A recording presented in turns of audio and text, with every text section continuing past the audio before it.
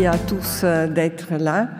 Ça va être un tout petit peu moins lyrique que l'exposé précédent, mais très ancré à notre expérience quotidienne, mais aussi avec beaucoup d'espoir. Donc la drépanocytose, c'est une anémie chronique. Les gens qui souffrent de cette maladie produisent assez de globules rouges, mais ces globules rouges sont détruits dans la microcirculation. Et ils sont anémiques, mais ça ne suffit pas. Leur problème plus grave et plus difficilement traitable, c'est la douleur. En réalité, ces globules rouges, quand ils libèrent la molécule d'oxygène, se déforment, assument à la place d'être ronds et de courir dans la circulation, ils assument une forme à demi-lune et s'entassent dans les petits capillaires en formant des occlusions aiguës responsables des douleurs atroces, inattendues, brutaux, qui les amènent aux urgences. C'est comme ça qu'on partage l'expérience de ces malades avec Mathias. Ces douleurs chroniques et épouvantables sont responsables aussi de beaucoup d'errances de ces personnes, car ils arrivent à l'hôpital, ils déclarent leur douleur, mais souvent les médecins, s'ils ne connaissent pas la maladie, ils ne voient rien et s'imaginent que c'est de l'exagération, que ce n'est pas vrai, que ce n'est pas si douloureux que ça, que peut-être une comprimé de paracétamol va régler son histoire. En réalité, en plus, ces cycles, ce n'est pas comme ça, c'est une douleur insoutenable qui a besoin souvent qu'on fasse recours aux dérivés des opioïdes, de la morphine. Et malheureusement, beaucoup de ces patients deviennent toxicomanes, dépendants complètement des antidouleurs des troisième niveau, quatrième niveau.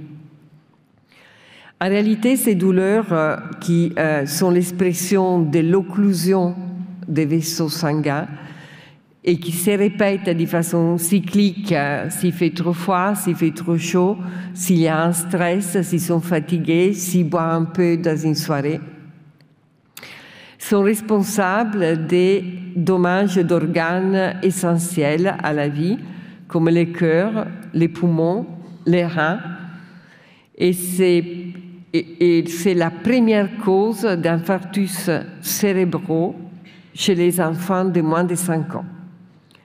Ces infarctus cérébraux limitent, bien entendu, les capacités cognitives des personnes atteintes, empêche une scolarité normale et, pour les personnes adultes, une vie professionnelle convenable.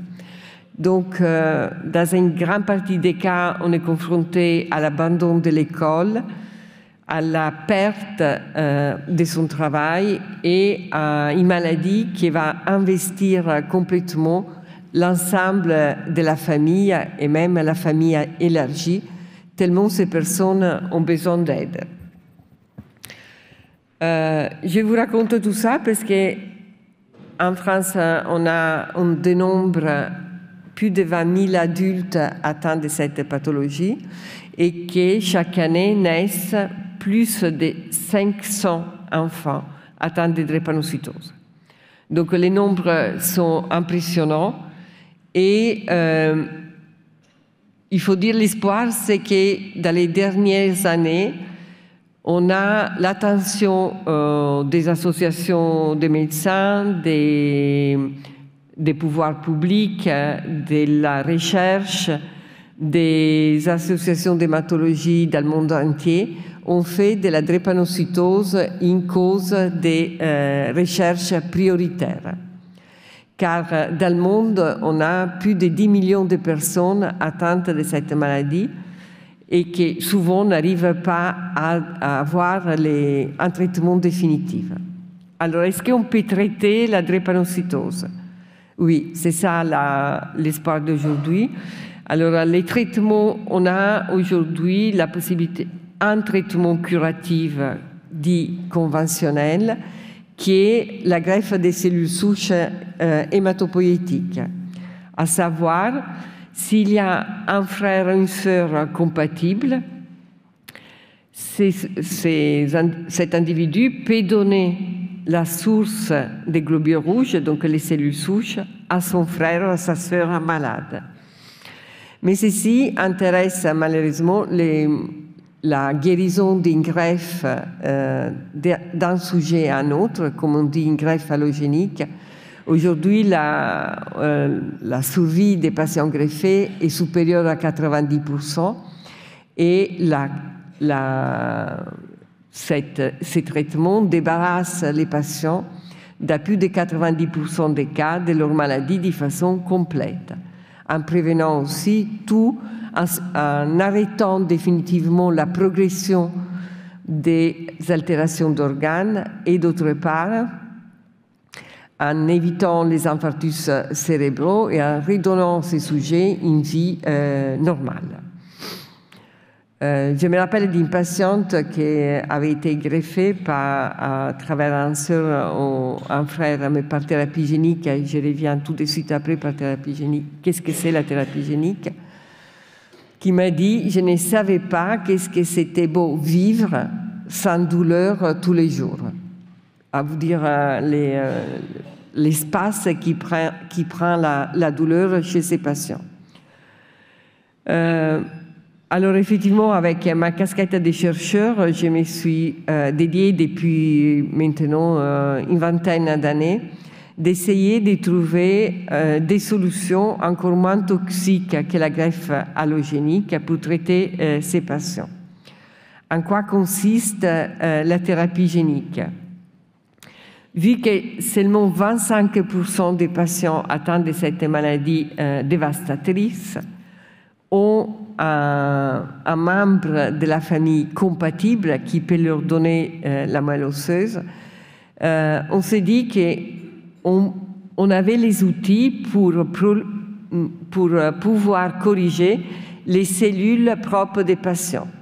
Donc, on récolte les cellules souches des patients atteints de drépanocytose, on introduit au laboratoire une copie normale du gène qui fait défaut et on réintroduit les cellules génétiquement modifiées chez les sujets malades.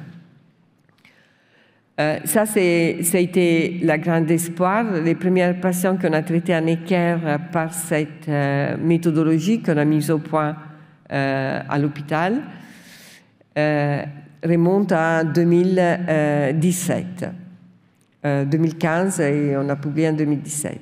Malheureusement, la problématique de cette thérapie reste son coût extrêmement élevé et la complexité de sa réalisation qui fait qu'un nombre non significatif, je dirais, des patients sont traités avec cette technologie encore aujourd'hui.